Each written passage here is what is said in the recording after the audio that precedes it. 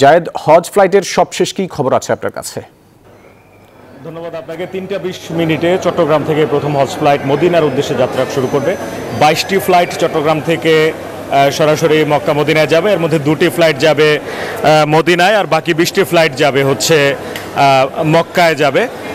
আমরা যতটুকু জানতে পেরেছি যে ঠিক 3:20 ফ্লাইটটি ছাড়বে। এর মধ্যে কিন্তু হজযাত্রী যারা আছেন তারা কিন্তু আসছেন, যারা হজযাত্রী আছেন তারা অনেকে এর মধ্যে চলে এসেছেন। এই জায়গায় চেকিংয়ের যে কার্যক্রম আছে সেটি শেষ করে তারা কিন্তু ভিতরে প্রবেশ করছেন, এবং যেটি কিছুক্ষণ পর চট্টগ্রামের সিটি মেয়র এবং বাংলাদেশ বিমানের ঊর্ধ্বতন কর্মকর্তারা এবং হজ ধর্ম মন্ত্রণালয়ের ঊর্ধ্বতন কর্মকর্তারা তারা এখানে আনুষ্ঠানিকভাবে এই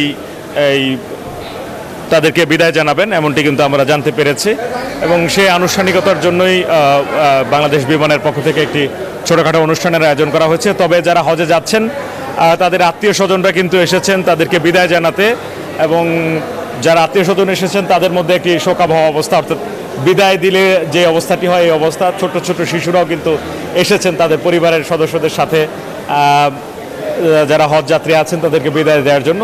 যারা হজে যাচ্ছেন তারা প্রত্যাশা ব্যক্ত করেছেন যেন সুন্দরভাবে হজটি শেষ করে তারা সুস্থভাবে দেশে ফিরতে পারেন, সেই প্রত্যাশা তারা ব্যক্ত করেছেন। চট্টগ্রাম থেকে এবার 8,000 হজযাত্রী মক্কা মদিনায় গমন করবেন হজ উপলক্ষে, হজ আদায় করার জন্য। এই 8,000 হজযাত্রী সবাইকে বাংলাদেশ বিমান তাদেরকে পরিবহন করবে, এমনটি বিমানের পক্ষ থেকে আমাদেরকে জানানো হয়েছে।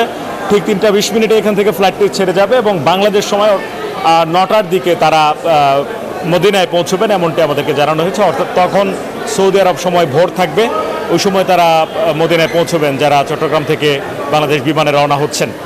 তো এই জায়গায় একটা বিদায় মুহূর্তে যেরকম অবস্থা হয় এরকম একটি পরিবেশ।